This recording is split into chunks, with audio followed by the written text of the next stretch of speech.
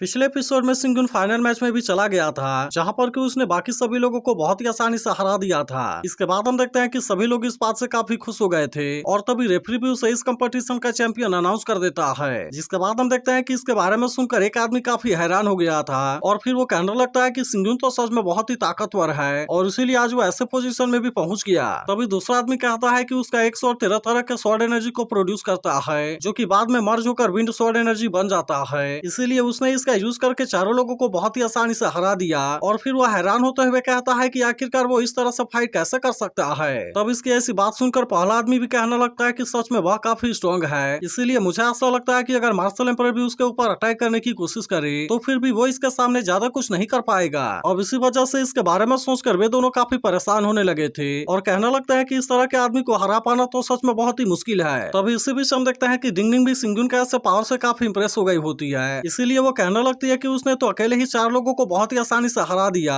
इसके अलावा उसने ऐसा करने के लिए अपने केवल एक ही मूव का यूज किया था, जैसा कि मैंने आज तक कभी भी नहीं देखा था। तभी उधर डिंग सियांग भी कहने लगती है कि सिंगुन तो सच में बहुत ही अमेजिंग है। तभी इसी बीच हम देखते हैं कि उधर सिंगुन भी थोड़ा सा परेशान हो गया था, क्योंकि उसका मैच अब यहाँ पर खत्म हो गया होता है, लेकिन इसके बाद भी वो अभी तक बैटलफील्ड से बाहर नहीं आया था। तभी अचानक से हम देखते हैं कि कोई पावर आकर इसके चारों तरफ घूमने लगती है, जिसे देखते ही सिंगुन कहता है कि इसमें तो 5 एलिमेंट की प्योर पावर है और फिर वो हैरान होते हुए कहता है कि क्या ये चैंपियन बनने के लिए प्राइज है। अब इतनी बात कहने के बाद हम देखते हैं कि वो इस पावर को अपने बॉडी के अंदर एब्जॉर्ब करने लगा था, लेकिन तभी उसे पता चलता है कि इसके वजह से कल्टीवेशन लेवल के अंदर चेंज होने लगा है और फिर वो केवल कुछ ही देर में निर्वाणा रिल्म के लेवल 8 में भी ब्रेक थ्रू कर जाता है। लेकिन अभी भी हम देखते हैं कि उसके ब्रेक थ्रू का प्रोसेस नहीं रुक रहा था, जिसके वजह से इसके बारे में सोचकर वो थोड़ा सा हैरान हो जाता है, लेकिन आखिरकार अब वो इसके बारे में ज्यादा कुछ नहीं कर पाता और हम देखते हैं कि वो निर्वाणा रिल्म के लेवल 9 में भी ब्रेक थ्रू कर गया था। लेकिन तभी हम देखते हैं कि इसके बारे में सोचकर सिंगुन बहुत ही ज्यादा परेशान होने लगा था और फिर कहने लगता है कि अगर आज मैंने मार्शल एम्पर में ब्रेक थ्रू कर लिया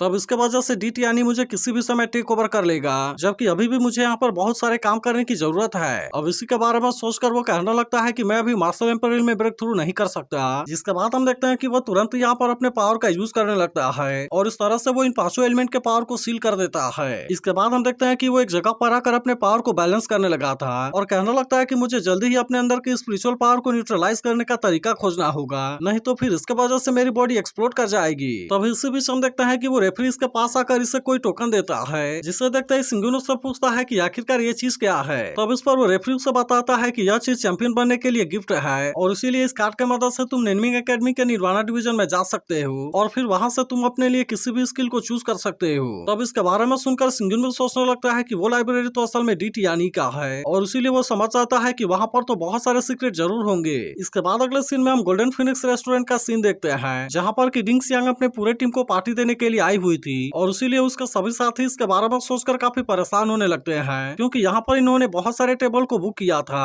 और जबकि यहाँ के केवल 1 मील की कीमत 300 मिलियन स्पिरिट स्टोन होती है, जिसके वजह से इसके बारे में सोचकर वे कहने लगते हैं कि यह तो बहुत ही एक्सपेंसिव है। तभी इसी बीच हम देखते हैं कि सिंगुन किसी चीज के लिए डिंग सियांग को इशारा करने लगा था, जिसके बाद डिंग सियांग इनको यहाँ पर आने के लिए वेलकम करने लगती है और फिर इनसे कहने लगती है मैं उम्मीद करती हूँ कि हम यहाँ पर बहुत ही फेयर तरीके से कम्पीट करेंगे और इसके अलावा हम यहाँ पर एक साथ में मिलकर भी काम करेंगे। जिसके बाद हम देखते हैं कि इसके बारे में सुनकर वे लोग भी इसके लिए डिंग सियांग को थैंक यू कहने लगते हैं और उसी के साथ वे कहते हैं कि अब तो वह और भी ज्यादा धीरे धीरे ताकतवर बन रही है। तभी हम देखते हैं कि एक लड़का डिंग सियांग के साथ में चीयर्स करने वाला था, लेकिन यह देखते ही सिंगुन उसे ऐसा करने से रोक देता है। तब इस पर डिंग सियांग कहने लगती है कि आपको इसके बारे में ज्यादा चिंता नहीं करनी चाहिए, क्योंकि कुछ समय ऐसा भी होगा कि जब मुझे अकेले उसका सामना करना पड़ेगा। जिसके बाद हम देखते हैं कि इसकी बात सुनकर सिंगुन भी इसके लिए मान गया था और फिर डिंग सियांग जैसे ही वाइन को पीती है सभी लोग इस बात से बहुत ही ज्यादा खुश हो जाते हैं। इसके बाद अगले सीन में हम देखते हैं कि सिंगुन अकेले में बैठा हुआ था, जहाँ पर कि डिंग सियांग और डिंगनी नए ड्रेस में उसके सामने आ जाते हैं, जिसे देखते ही सिंगुन कहता है कि जिंग और चिंग सुआन के आउटफिट तो तुम्हारे लिए बहुत ही सुटेबल है। तब इसकी ऐसी बात सुनकर डिंग सियांग कहने लगती है कि वे तो हमारे लिए आइडल्स थे और हमने ऐसा कभी भी नहीं सोचा था कि हमारे पास में उनके आर्मर होंगे। तब इस पर सिंगुन कहता है कि इस बात से कोई फर्क नहीं पड़ता कि तुम्हारे पास में किसका आर्मर सूट है, क्योंकि उनमें से सभी के पास में एम्परर वेपन को डिस्ट्रॉय करने की पावर है। इसीलिए वो इनसे कहता है मैं उम्मीद करता हूँ कि तुम इसे सही तरीके से यूज करोगे। तब यह सुनकर डिंग सियांग भी इसके लिए उसे थैंक यू कहती है, जिसके बाद सिंगुन कहने लगता है कि मुझे जो देना था मैंने उसे तुम्हें दे दिया और इसीलिए अब इसके बाद जो भी होगा वह पूरी तरह से तुम दोनों के ऊपर है। जिसके बाद हम देखते हैं कि डिंग सियांग भी इसके बात को मानने के लिए रेडी हो गई थी और फिर वो डिंगनी से कहने लगती है कि इससे मास्टर करने के बाद में हमारे पास में तो बहुत सारी पावर आ जाएगी, जिसका यूज करके हम सुप्रीम एम्पर का भी बहुत ही आसानी से सामना कर पाएंगे। तब इसके बारे में सुनकर डिंगनिंग भी इसके लिए पूरी तरह तरह से रेडी हो गई होती है और फिर वो डिंग सियांग से कहती है कि हमें किसी भी तरह से अपने गोल को अचीव करना ही होगा ताकि हम जल्दी से जल्दी नेनमिंग एकेडमी के लोअर कोर्टयार्ड के ऊपर डोमिनेट कर सकें। इसी के साथ वो कहने लगती है कि अगर ये सिंगुन के लिए नहीं है तो क्या हुआ,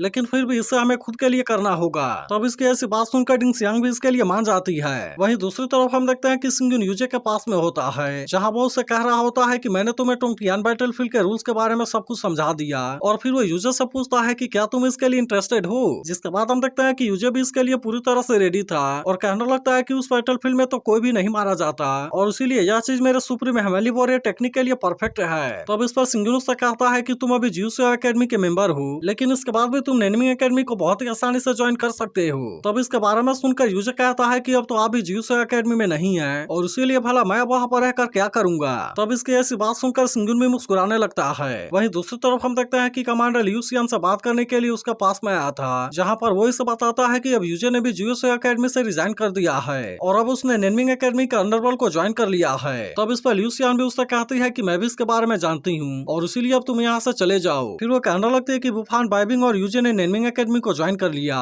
इसके अलावा येलिंग भी चिंगू एकेडमी में चली गई है, जबकि उधर गुमैन ने भी हैजिन एकेडमी को ज्वाइन कर लिया है और उसके अलावा नोनकू ने तो अपनी टीम हुआयू को भी बना लिया है। अब इसके बारे में सोचकर लियू सियान इस बात से बहुत ही ज्यादा परेशान होने लगी थी, लेकिन फिर वो कहने लगती है कि अगर तुम यहाँ से जाना चाहते हो तो यहाँ से चले जाओ, क्योंकि मुझे पता है कि तुम सभी सिंगुन को बहुत ज्यादा चाहते हो और इसीलिए चलो मैं भी देखती हूँ कि आखिरकार वो तुम्हें किस तरह का फ्यूचर देता है। इसके बाद अगले सीन में हम देखते हैं कि सिंगुन निर्वाणा डिवीजन में अपने लिए स्किल को चूज करने के लिए आ गया था, जहाँ पर वो कहने लगता है कि मेरे पास में केवल 1 घंटे का टाइम है और मुझे केवल इसी टाइम में अपने लिए किसी सुटेबल स्किल को चूज करना होगा। और फिर वो कहने लगता है कि इतने सारे स्क्रॉल में से किसी एक को चूज करना तो बहुत बड़ी प्रॉब्लम है। तभी वो याद करने लगता है कि जब वो इसी तरह से अपने लिए स्किल चूज करने के लिए फिनिक्स हॉल में गया था, तब वहाँ की चीजों को मैनेज करने के लिए वहाँ पर चुनसिंग था। इसीलिए सिंगुन कहने लगता है कि यहाँ पर भी कोई ना कोई चुनसिंग के जैसा जरूर होगा। और फिर हम देखते हैं कि वो इसके बारे में पता लगाने के लिए यहाँ चारों तरफ देखने लगता है। फिर वो कहने लगता है कि वे सभी तो बहुत ही यंग हैं और इसीलिए मुझे ऐसा लगता है कि इनमें से कोई भी उतना ज्यादा एजुकेटेड नहीं होगा। लेकिन तभी से बीच हम देखते हैं कि यहाँ पर घूमते हुए उसे एक लड़की दिखाई देती है, जिसे देखते ही सिंगुन कहने लगता है कि वो मुझे जानी पहचानी क्यों लग रही है। तभी हम देखते हैं कि उस लड़की ने भी सिंगुन को नोटिस कर लिया था